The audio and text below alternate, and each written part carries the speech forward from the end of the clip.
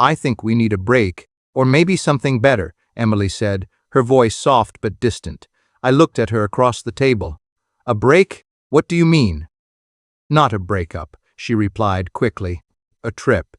Just us, somewhere quiet. We fix things. Fix things? I frowned. Emily, what's broken? She sighed and looked away. You've changed, Daniel.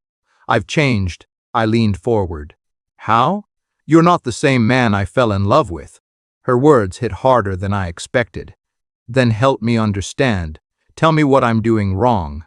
I can't explain everything, she said. That's why we need space, time to think. I nodded slowly. Okay, if that's what you need, I'll go. He nodded serious. You mean that? She asked, studying my face. I'll do anything for us, I said quietly. She smiled, but it didn't reach her eyes. Good.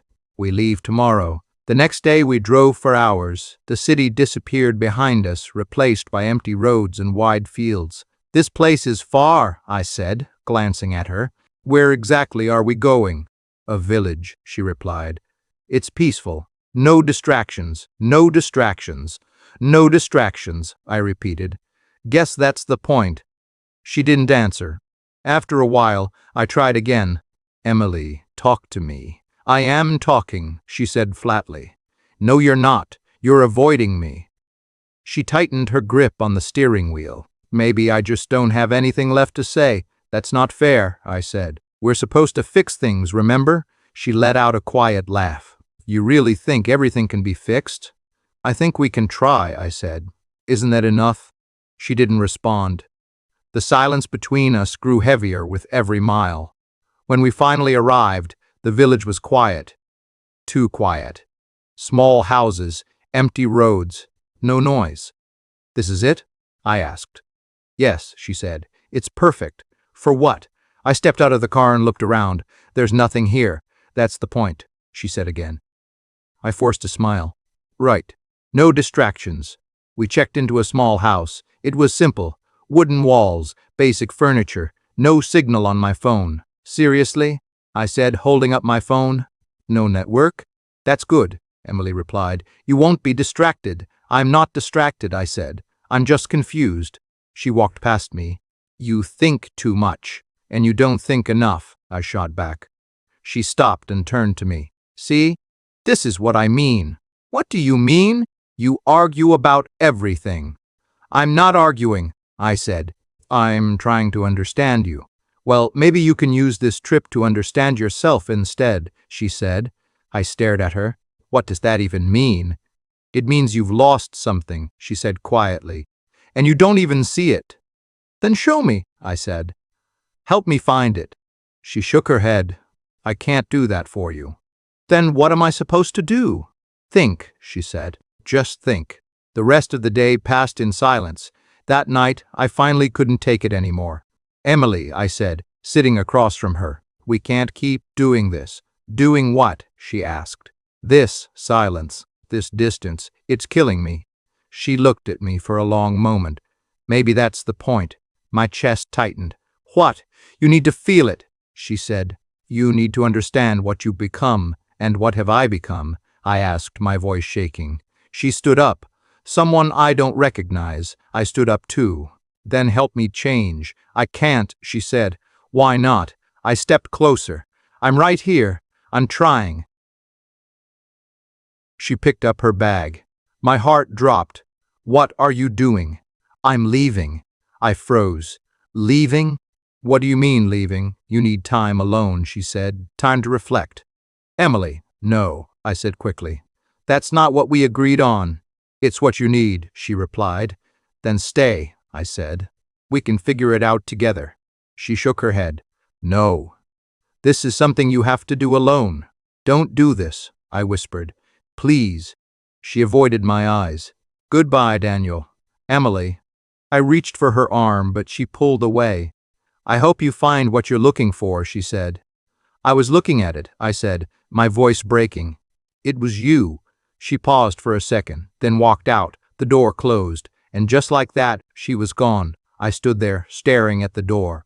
Emily? I called out. No answer. I rushed outside. Emily. The car was already moving. Wait! I shouted, running forward. But she didn't stop. The car disappeared down the empty road. I stood there breathing hard, my chest tight. What just happened? I whispered to myself. I looked around. Empty roads, silent houses, no signal, no way to reach her. I walked back inside slowly. She'll come back, I said under my breath. She has to. But deep down, I knew something wasn't right. I sat on the edge of the bed and held my phone. No messages, no calls, nothing. Did I really mess up that badly? I asked myself. I replayed everything in my head, every word, every moment. What did I do wrong? I whispered. The silence answered me, and that was the moment I realized my life had just changed. Not slowly, not gently, but all at once, before and after. Still no signal? I muttered, holding my phone up like it might magically work. Nothing. No messages, no calls, nothing, I said under my breath. I paced the small room. She said I needed time, but how much time? I laughed dryly.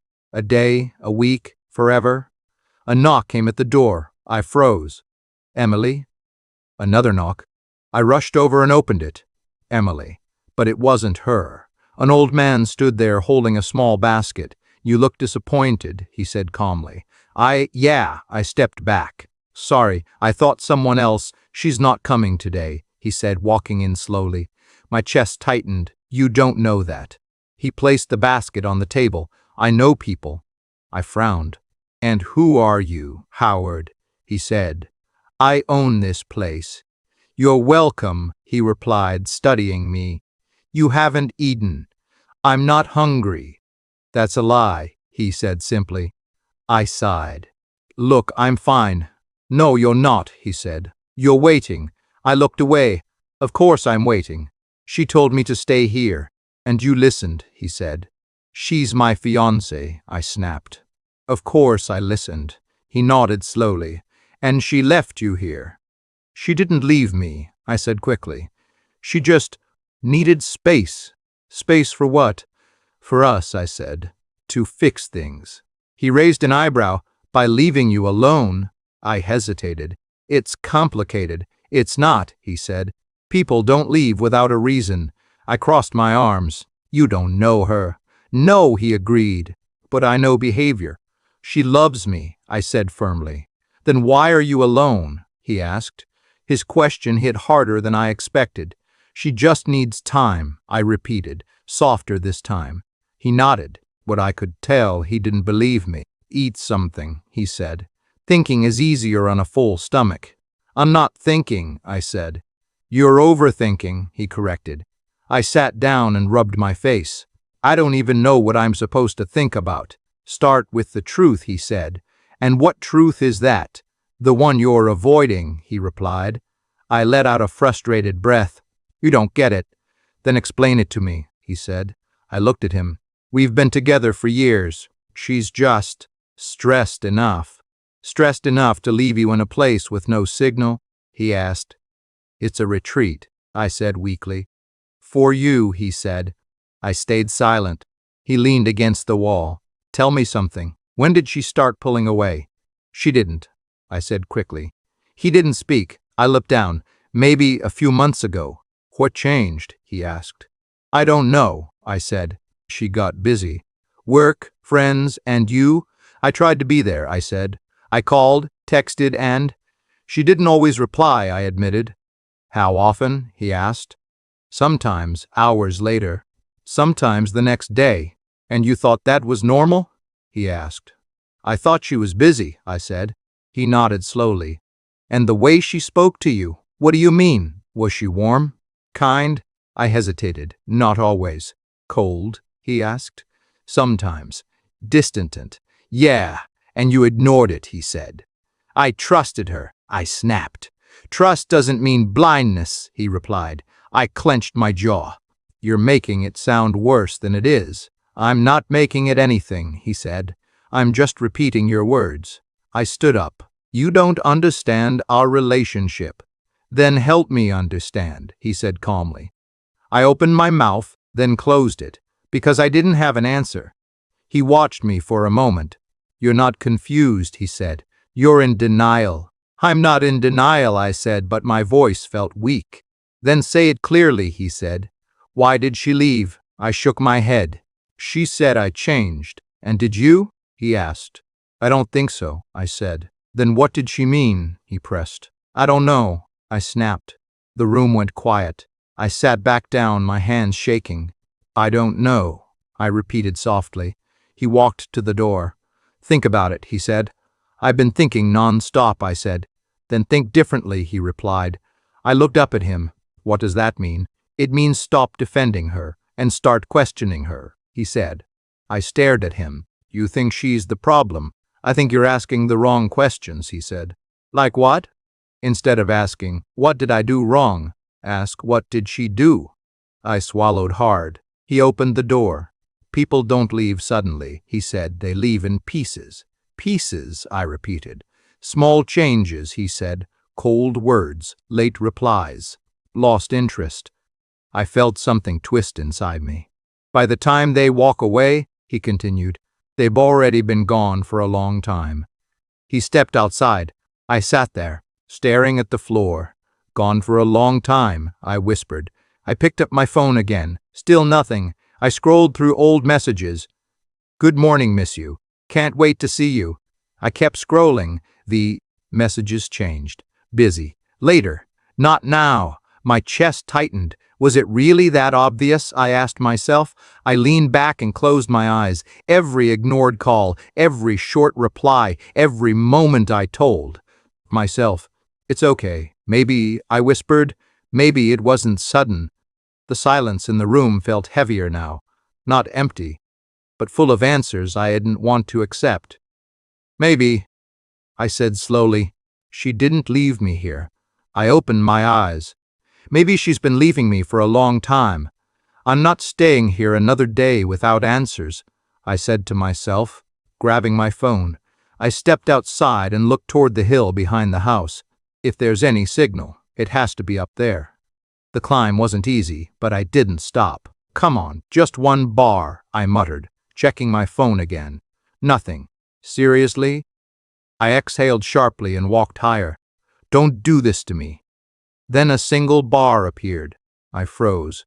Wait, don't disappear. More bars followed. My phone buzzed. Then again. Then nonstop. What the notifications flooded the screen. Messages. Missed calls. Alerts.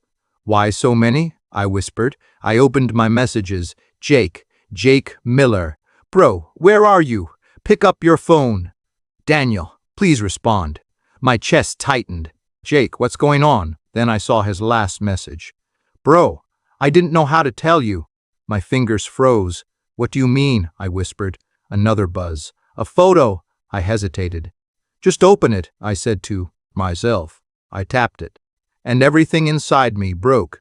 Emily smiling, wearing a ring. Standing next to a man I recognized instantly. Ryan Blake. No. I shook my head. No. Worse, wiped to the next image. Them together. Closer, tappier than I had seen her in months. This isn't real, I said. This can't be real. Another message from Jake popped up. Daniel, I'm sorry. New? New what? New what? I said out loud, my voice shaking. I hit call. It rang once, twice. Jake, pick up. He answered. Daniel, what is this? I snapped. What am I looking at? Silence. Say something, I shouted. Where are you? He asked. That doesn't matter, I yelled. Answer me. He took a breath. You really didn't know. Know what, Jake? That she moved on? Moved on? I laughed weakly. We're engaged. Not anymore, he said quietly. My grip tightened on the phone. Explain. I didn't want to tell you like this, he said, but she's engaged to Ryan Blake. I can see that, I shouted. Since when? A few weeks, he said. A few weeks, he said. A few weeks? I repeated. That's impossible. She was with me. Was she? He asked. His words hit harder than anything else. Yes, I said, but my voice lacked confidence. We came here together. She said we needed space. Jake didn't reply. Say something, I demanded. Daniel, people don't get engaged overnight, he said carefully. What are you implying? I asked. I'm saying this didn't just happen, he replied. I felt my chest tighten. No, she wouldn't do that. She's been seen with him for months, he said. Months, I whispered. Yeah, he said. I thought you knew. I laughed again, but it sounded broken. Of course you did. Everyone did, except me. Daniel, I swear I was going to tell you, he said. When? I snapped. After the wedding. Don't do that, he said. I was trying to protect you. Protect me? I said. From the truth? I didn't want to hurt you, he replied. Well, congratulations, I said bitterly. You failed. Where are you right now? He asked again. In the middle of nowhere, I said. Exactly where she left me. What do you mean left you? He asked. She brought me here, I said. Said I needed to reflect. Jake went silent. Say it, I said. Daniel, he exhaled. She didn't bring you there to fix things. Then why? I asked, even though I already knew. So she could leave clean, he said. My vision blurred. No, I said. No, she wouldn't. She already did, he interrupted. I closed my eyes. She told me not to worry about him. Ryan, he said. Yeah, I whispered. She said he was just a colleague. Jake let out a quiet laugh. He's not just a colleague, he's Ryan Blake. I know who he is, I said. Rich, powerful, connected, Jake added. He gets what he wants, and what he wanted was her. I said. And she said yes, Jake replied. I swallowed hard. What is he like? Arrogant, Jake said. Confident. The kind of guy who doesn't take no for an answer. And she chose him, I said. Looks like it, he replied. I looked at the photo again. Her smile. That ring. That's the same smile she gave me, I said. Quietly. Jake didn't respond. I thought she left me to think, I said. To fix us. Daniel, he said softly. She didn't leave me to reflect, I continued. No, he agreed. I let out a hollow laugh. She replaced me. The wind around me felt colder. I'm sorry, Jake said. Don't be, I replied. At least you told me. I wish I did it sooner, he said. It wouldn't have changed anything, I said. What are you going to do? He asked. I stared at the screen, at her, at him. I don't know, I said. Honestly, come back, he said. We'll figure it out. Yeah, I said, but I didn't move. Daniel, I need a minute, I said. Okay, he replied.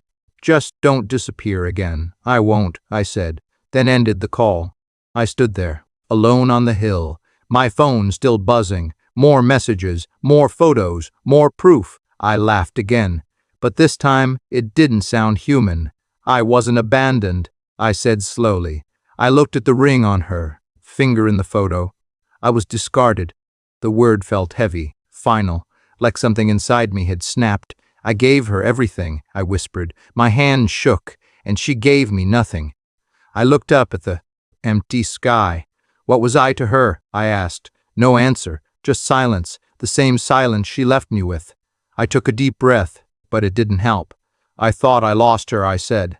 I clenched my jaw. But I never had her, not in the end. The truth settled in, cold, sharp, unavoidable. I wasn't part of her future, I said quietly. I looked back at the village below, at the place she left me. This wasn't a break, I realized. This was an exit. I closed my eyes, and for the first time I stopped asking what I did wrong and started understanding what she did. She didn't choose him over me, I said. I opened my eyes slowly. She stopped choosing me a long time ago. I'm not hungry, I muttered, pushing the plate away. You said that yesterday, Mr. Thane, Howard replied. I meant it yesterday, too. And the day before that? I didn't answer. He pulled a chair and sat across from me. You think starving yourself will fix anything? I'm not trying to fix anything, I said. I just don't feel like eating. That's the problem, he said. You don't feel anything right now except pain. I laughed weakly. That's more than enough. He leaned forward. Say it. Say what? Say what's actually hurting you. I looked away. You already know. I want to hear you say it, he insisted. I clenched my jaw. She left me. And she replaced me, I added, my voice tightening. And I hesitated. She lied to me. And I slammed my hand on the table. She made me feel like I wasn't enough. The room went silent. Mr. Howard nodded slowly. There it is. I leaned back, breathing heavily. Happy now? No, he said. But at least you're being honest. I rubbed my face. What's the point of honesty? It doesn't change anything. It changes you, he replied. I don't want to change, I said. I just want things to go back. They won't, he said firmly. His words hit like a wall. I know, I whispered. Then stop wishing for something that's gone, he said. I stood up and walked toward the small mirror on the wall. I stared at my reflection. This is me now? I asked quietly. You tell me, he said from behind. I stepped closer to the mirror. I look tired. You look broken, he corrected. I let out a hollow laugh. That too. I leaned on the wall. I gave her everything. And what did you give yourself? He asked. I stayed silent. Answer me, he said. Nothing, I admitted. Why? Because she was my priority, I said. She was my future. And where did that leave you? He asked. I looked back at the mirror. Nowhere. He nodded. Exactly. I shook my head. I don't understand how I got here. You ignored the signs, he said. I trusted her, I replied. You depended on her, he corrected. I turned to face him. What's wrong with that? Everything, he said. When you make someone your entire world, you lose your own. I stared at him.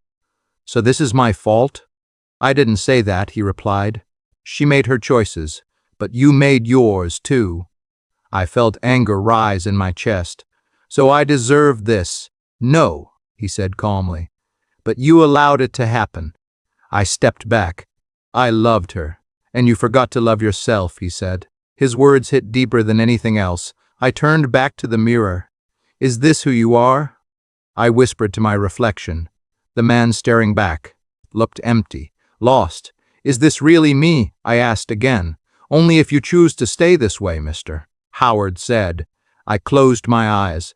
I don't know how to fix this. You don't fix it, he said. You rebuild. From what? I asked. There's nothing left. There's always something left, he replied. You're still here. I opened my eyes slowly. I don't feel like it, I said. Feeling comes later, he said. First comes decision. Decision? I repeated. Yes, he said. You decide who you want to be after this. I let that sink in. Because right now, he continued, you're letting her define you. I frowned. What do you mean? You think her leaving means you're not enough, he said. That's not truth. That's her opinion. It feels like the truth, I admitted. Pain feels real, he said, but it doesn't always tell the truth. I looked at myself again. She didn't destroy you, he added. You gave her that power. I clenched my fists. So I just take it back? Yes, he said simply. How? I asked. By deciding that you're more than what she made you feel, he replied. I took a deep breath. I don't know if I can, I said. Then stay. Like this, he said. Hungry, lost, waiting for someone who already left. I stayed silent. Or, he continued, you stand up and become someone she can't recognize anymore. I looked at him, then back at myself. The man in the mirror didn't look strong, but he wasn't gone either. I hate this version of me, I said. Good, he replied. That means you're ready to change. I exhaled slowly. What if I fail? Then you try again, he said. And if it still hurts? I asked. It will, he said. But this time, it won't control you. I nodded faintly. Say it, he said. Say what? Say what you're going to do, he insisted. I looked at my reflection one last time. I'm not staying like this, I said, quietly. Louder, he said. I'm not staying like this, I repeated, and I clenched my jaw. I'm not going back as the same man she left. Mr. Howard smiled slightly. That's where it starts. I stared at myself. For the first time in days, I didn't look away. Again. "Don't stop this time, mister," Howard said, handing me another heavy sack. "I'm not stopping," I replied, wiping sweat from my forehead. "Just catching my breath." "You've been catching your breath for 10 minutes, he said with a slight smirk. I exhaled sharply. "Fine, give me another." He nodded and pushed another sack toward me. "That's better." I lifted it, my arm shaking. "This is harder than it looks." "Good," he said. "Hard work doesn't lie to you." I carried the load across the yard and dropped it with a thud. "At least something around here is honest." He glanced at me. "Still thinking about her?" I didn't answer right away. "Not like before." "That means you're healing," he said. "I don't feel healed," I replied. "You won't," he said. "Not at first." I leaned against the wooden post. "Then what am I feeling?" "Change," he said simply. I looked at my hands. "They don't feel like mine anymore." "They're stronger than they were," he said. I nodded slowly.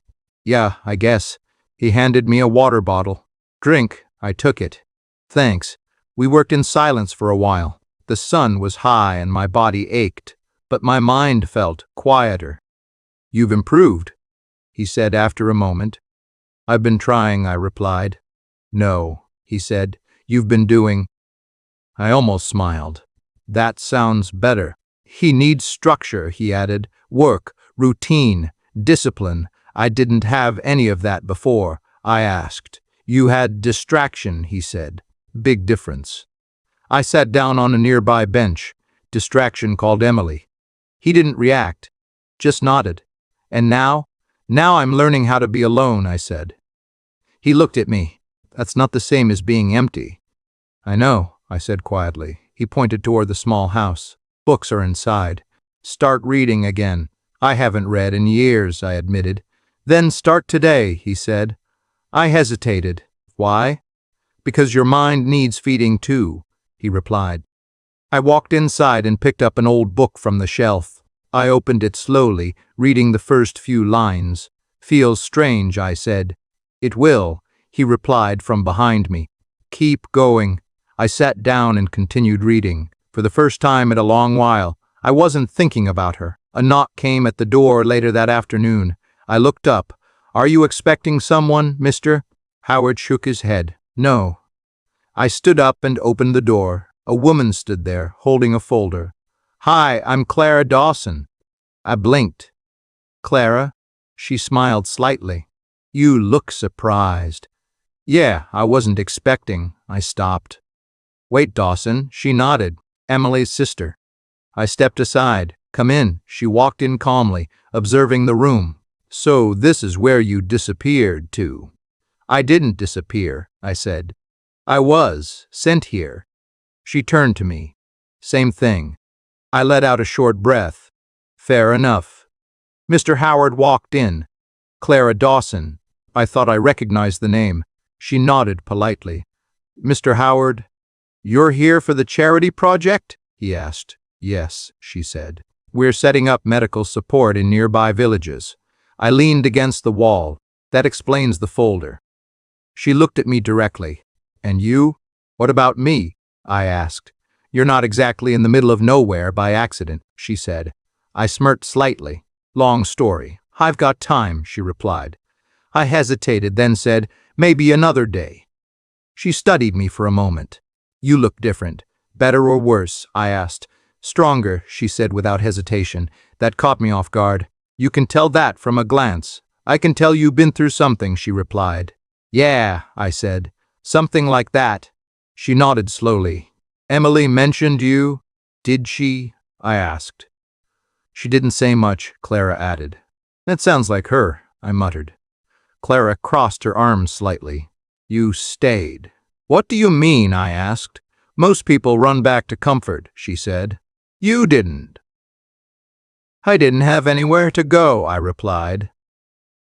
"That's not the same," she said. I looked at her. "What are you trying to say?" She stepped closer. "That you chose to stay and face yourself." I didn't respond. "And that's rare," she added. I glanced away. I didn't have much of a choice.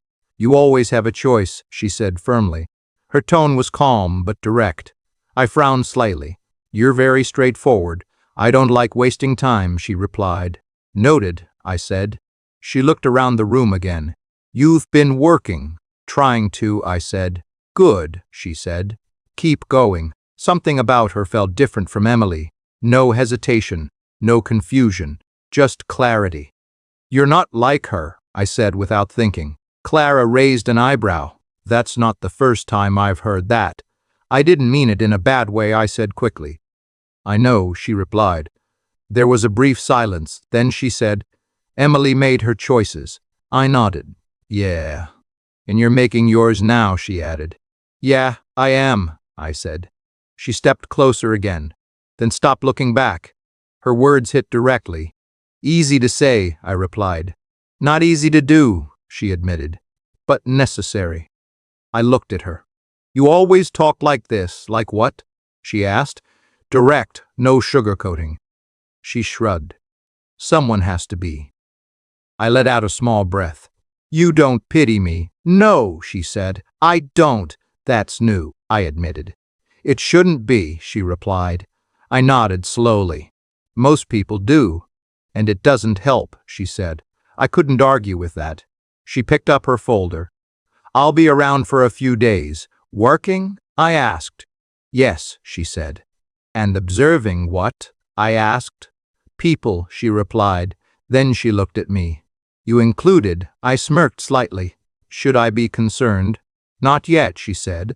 After she left, I sat back down. "Stop acting like a victim." Her voice echoed in my head. I closed the book and leaned forward. "I hated that she said that," I muttered. But she wasn't wrong. "Mr." Howard watched me from across the room. "You see it now?" "Yeah," I said quietly. "Good," he replied. I stood up again. "Back to work?" he asked. I nodded. "Yeah."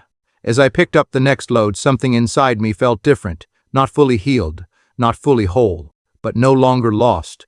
"I'm not doing this for her," I said under my breath. "Mr. Brith." Howard glanced at me. "Good." I tightened my grip. "I'm doing this for me." "You're still reading that book?" Clara asked as she stepped into the room. I looked up and closed it slightly. "Yeah, trying to stay consistent." She nodded. "Consistency matters more than motivation." "Sounds like something you've said before," I replied. She smiled faintly. "Maybe I have." I leaned back. "You always show up like this." "Like what?" she asked. "Unannounced, but right on time." She crossed her arms. I was nearby for work. "Convenient," I said. "Very," she replied. There was a pause. Not awkward, just quiet. "You've been here a while," she said. "Longer than I expected," I admitted. "Do you regret it?" she asked. I shook my head.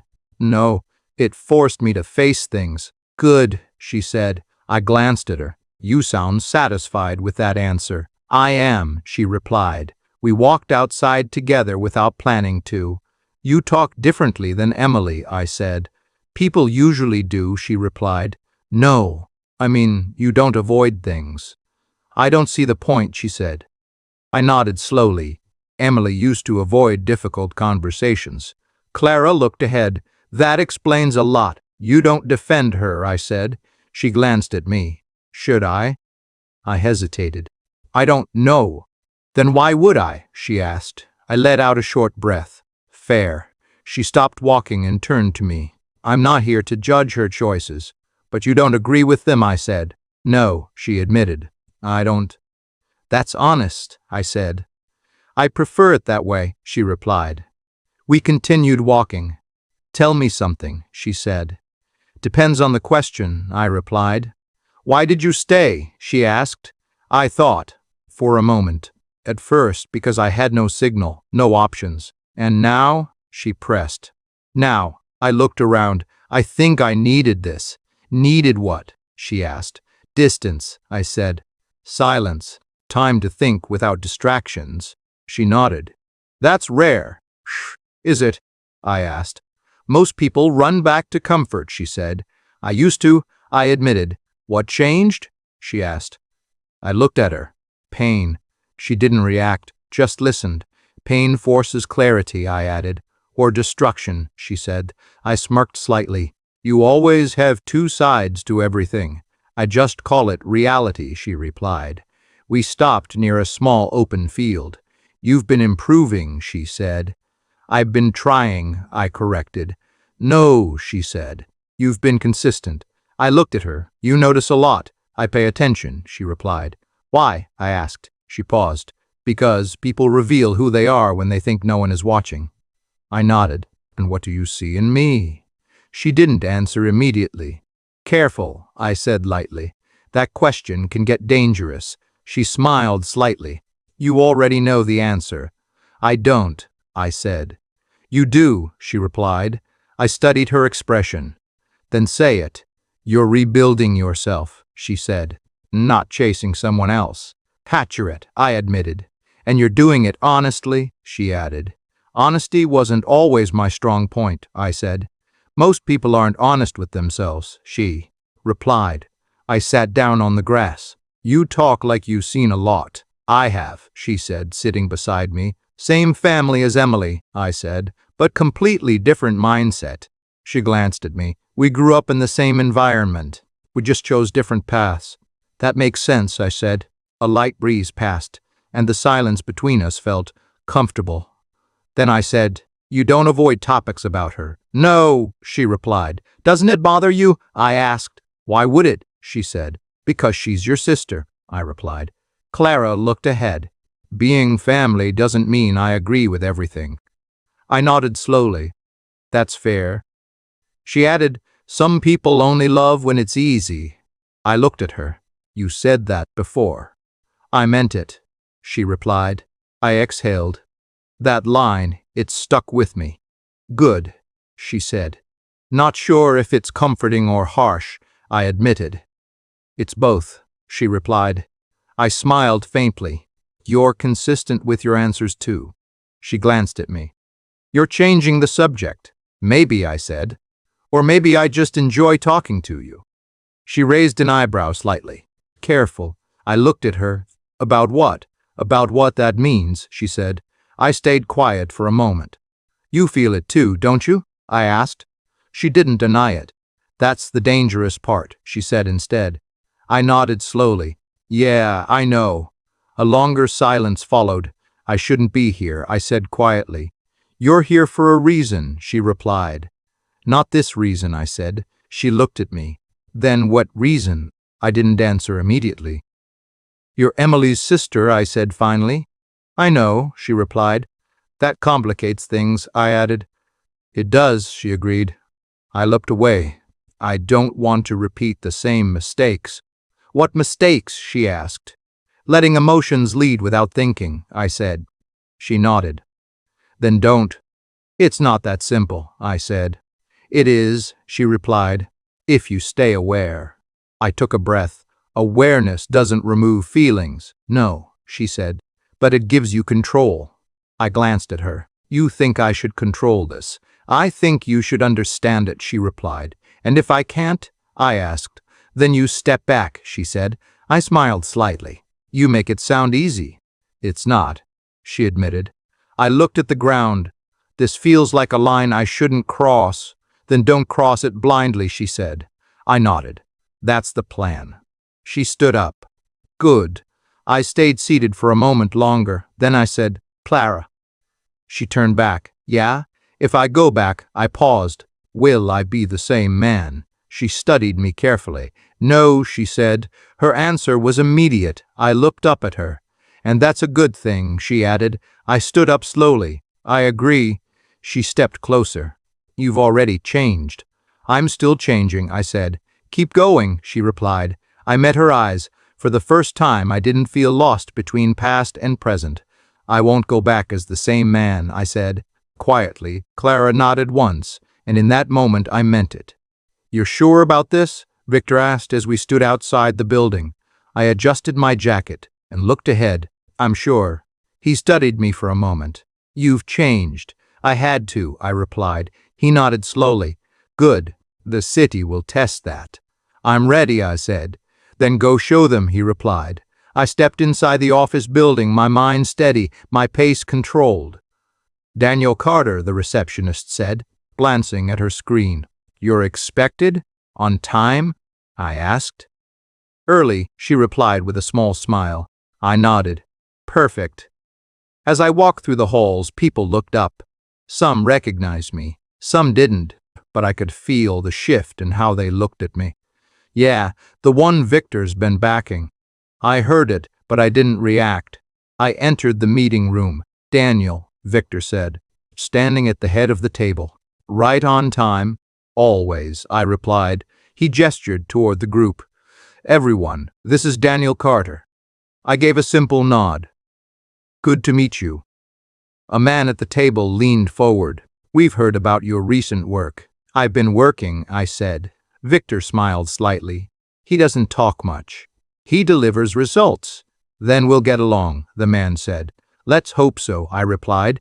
The meeting began. Ideas, proposals, numbers, your input. Victor asked at one point. I leaned forward. The plan works, but it's too slow. Taxplain, he said. I pointed at the screen. We cut the timeline in half. Reallocate resources. Focus on high-impact areas first. A few heads turned. That's aggressive, someone said. Efficient, I corrected. Victor nodded. I like it. The room went quiet for a moment. Then one of the executives spoke. We'll consider it. Victor looked at me. That's a... Yes, in corporate language. I smirked slightly. I figured. After the meeting, Victor walked beside me in the hallway. You handled that well, he said. You taught me enough, I replied. I gave you direction, he corrected. You did the work. I nodded. Both matter. He stopped walking. You're not the same person who walked into my office months ago. I know, I said. Good, he replied. Because the old version wouldn't survive here. I don't plan to, I said. He looked at me with a slight approving expression. Then keep going. I stepped out of the building later that day, breathing in the city air. It's good to be back, I muttered. My phone buzzed. A message, a known number. Is this Daniel? I frowned. Who is this? I typed back. Yes. Seconds later, another message. It's Emily. I froze. Of course, I whispered. Another message came through. We need to talk. I stared at the screen. No, I said quietly. I didn't reply. I locked my phone and continued, walking. But the past had already found me. The next day, I walked into another meeting. Daniel, right? A colleague asked. Yes, I replied. I've heard good things, he said. Same, I replied. As I settled in, my phone buzzed again.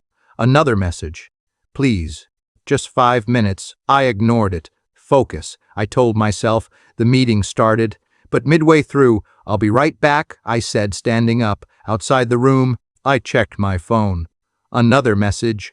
I saw you today. I narrowed my eyes. So she's here. I typed back. What do you want? A pause. Then, to talk.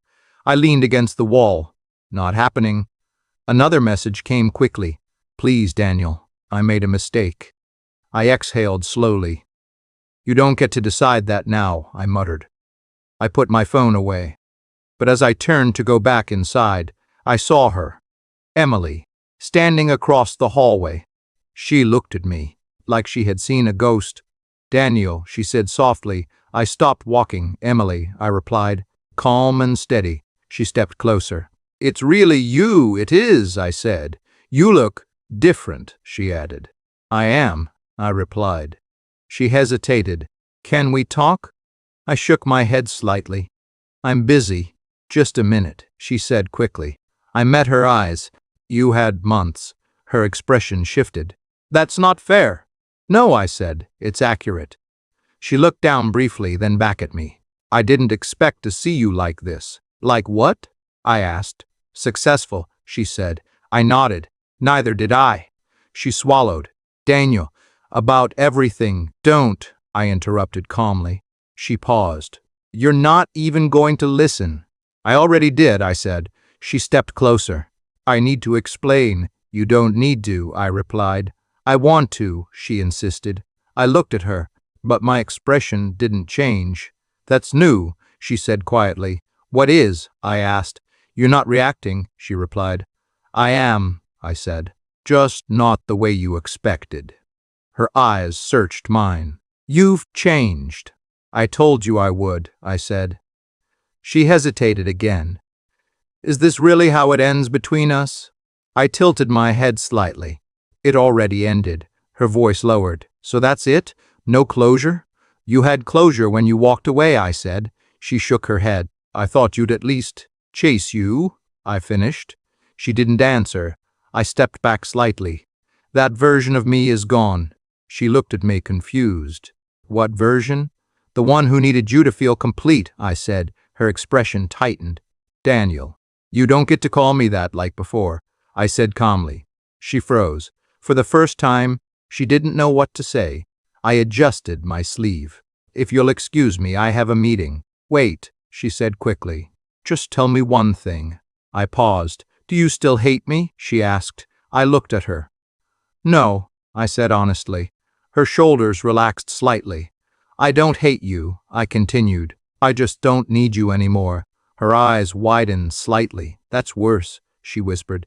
I didn't respond, because she was right. And that's when it happened. The power shifted, not because I took it, but because I no longer gave it away. She stood there, waiting for something. An answer, a reaction, a sign. But I gave her none of it. Goodbye, Emily, I said, then turned and walked away. For the first time in our entire story, she was the one left behind. Daniel, your phone's been buzzing again, Victor said as he walked past my desk. I glanced at it. I know. You're not going to check it? He asked. I already did, I replied. And? He pressed. Same person, I said calmly.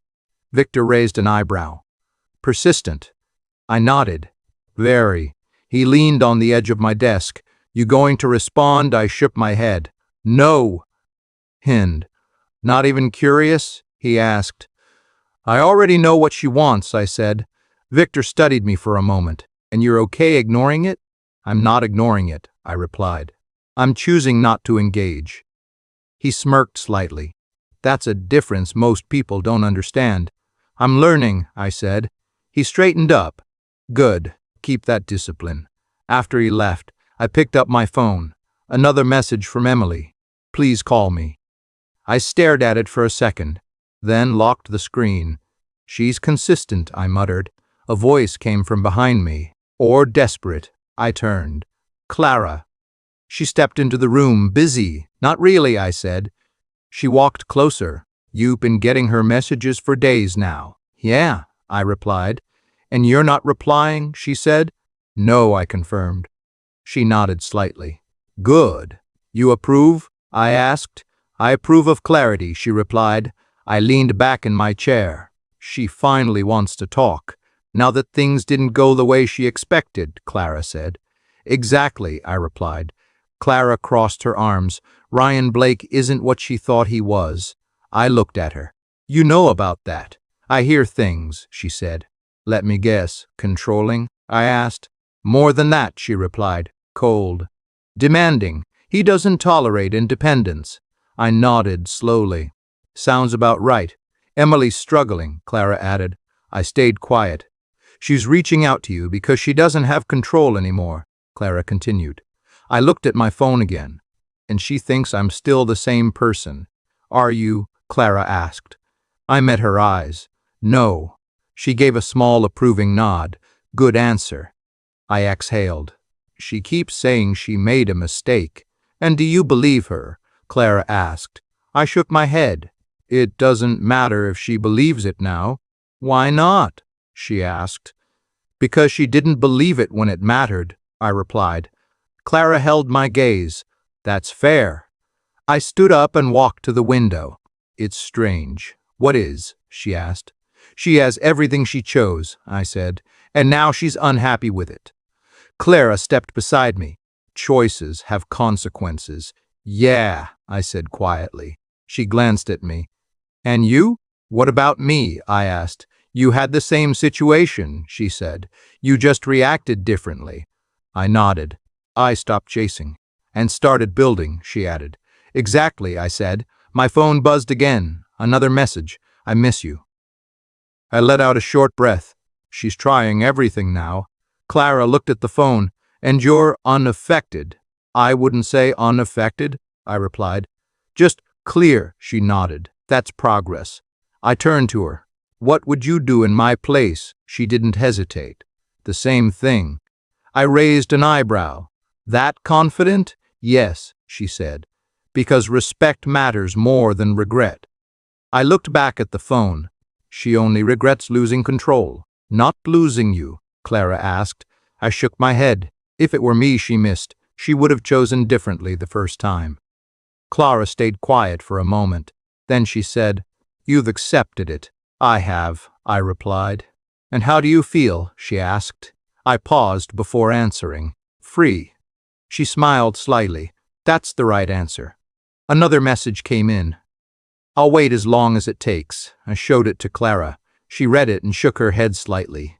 That's not love. What is it? I asked. Loss of control, she said. I nodded. That's what I thought. Clara stepped back. You don't owe her closure. I know, I said. You don't owe her forgiveness either, she added. I know that too, I replied. She looked at me one last time. Then stay consistent. I will, I said. After she left, I sat down again. I looked at my phone, then set it aside. For the first time, Emily's messages didn't pull me back. They just reminded me of something simple.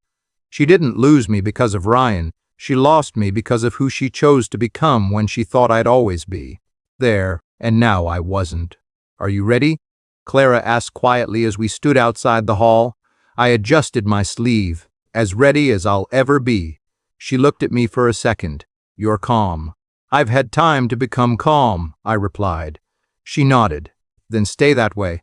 I will, I said. We walked inside together. The room was filled with people talking, laughing, moving around. But the moment we stepped in, a few heads turned. Daniel? Someone said. I gave a small nod. Hey. More eyes followed, and then I saw her.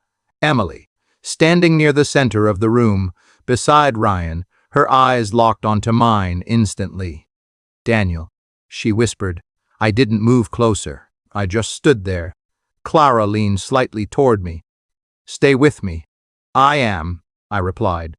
Ryan noticed me next. His expression tightened. Well, this is unexpected. I looked at him. Same. Emily stepped forward. I didn't know you'd be here. I didn't ask for permission, I replied calmly. Her gaze shifted between me and Clara.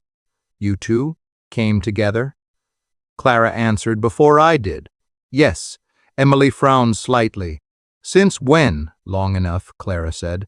The room started to quiet as people began noticing the tension. Ryan crossed his arms. Interesting reunion. I looked at him briefly. Not a reunion. Emily stepped closer to me. We need to talk. No, I said. She blinked. What do you mean, no? I mean, not here, I replied. Her voice softened. Then when? Never, I said. Silence spread across the room. Her expression shifted. You're serious? I am, I said. She looked at Clara again, confusion building. Why is he acting like this? Clara stepped forward slightly. Because he's moved on. Emily shook her head. Moved on? Clara reached for my hand and held it. The entire room noticed. Emily's eyes dropped to our hands. What is that? She asked slowly. Clara spoke clearly. We're married. The room went completely silent. Even the background noise seemed to disappear. Emily froze. Married? She repeated, her voice barely audible. Yes, Clara said. Emily's face lost color. You married him? I stepped forward slightly, still holding Clara's hand. Yes, I said. Emily looked at me, searching my face. When? After you left, I replied. Her breathing changed. No, that's not possible. It is, I said calmly. Ryan shifted uncomfortably beside her. Well, that escalated quickly. No one responded to him. Emily's voice trembled. You didn't tell me. There was nothing to tell you, I said. Her eyes widened. We were engaged. Not anymore, I replied. She shook her head slightly. This doesn't make sense. It does, Clara said. You made your choice. Emily turned to her. You're my sister, and I'm here, Clara said, steady. Not on your side, not against you, just standing where I chose to stand. Emily looked back at me. Daniel, please, I met her eyes without hesitation. You left me to reflect, I said. So I did. Her lips parted slightly, but no words came out. I didn't come back the same person, I continued. She whispered. I can see that. I nodded once. Good. Ryan spoke up, trying to regain control. This is unnecessary drama. I glanced at him. Then you're free to leave. He frowned but didn't respond. Emily ignored him completely. Was this planned? No, I said. It happened. Her voice broke slightly. So that's it? Yes, I replied. She stepped closer, her voice softer now. After everything, you just moved on? I shook my head slightly. No. She looked hopeful for a second. I grew past it. I finished. That hope disappeared. She stared at me, her eyes filled with disbelief. I made a mistake. I know, I said. Then why? She paused. Why didn't you wait? I answered without emotion. Because I stopped needing to. Her shoulders dropped. The room remained silent, everyone watching. I took a small step back, still holding Clara's hand. This isn't about revenge, I said, and it's not about hurting you. Emily looked at me, silent now. It's closure, I added. She nodded slowly, though it looked like she was holding back emotion. Clara squeezed my hand slightly, I continued, looking directly at Emily. You left me to find myself, I said. A pause. And I did. The words landed quietly but firmly. Emily closed her eyes for a moment. When she opened them again, something had changed. Not anger, not denial, just acceptance. I gave a small nod, and without saying anything else, I turned away with Clara. That moment wasn't loud, it wasn't dramatic, but it was final. The chapter between me and Emily was closed. I walked away from the past completely. Emily tried one last time. Do you still love me? She asked. I paused, then answered honestly. I loved you, but I don't need you anymore. There was no victory in my voice, just peace. Clara stood beside me, not as a replacement, but as a partner. I tightened my grip on her hand and felt grounded in a way I hadn't before. As I looked ahead, I realized something important. Losing Emily was never my tragedy. It was my transformation. Emily had chosen her path, and I no longer questioned it. I felt no anger when I remembered her. Only clarity remained. I turned to Clara and spoke quietly. We don't need to look back anymore, I said. She nodded. We never did. I exhaled slowly and felt the weight I carried finally lift. The silence between us felt steady, not empty. Are you at peace? She asked. I thought for a moment and answered, yes, for the first time in a long while. She smiled, not as a reaction, but as understanding. You earned that, she said. I nodded once. It took losing everything I thought mattered. She replied, and finding what actually does. I looked at her. You stayed when things got complicated. She shrugged. I chose you as you are, not as a story to fix. That honesty settled deep in me. No expectations, I asked.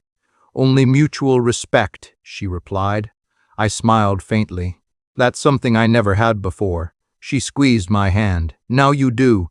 We walked forward together without hesitation. Each step felt lighter than the last. I didn't feel the need to prove anything anymore. The past had no hold on me. I had already crossed the line I once feared, and I didn't look back. I understood something simple but powerful. I was never lost.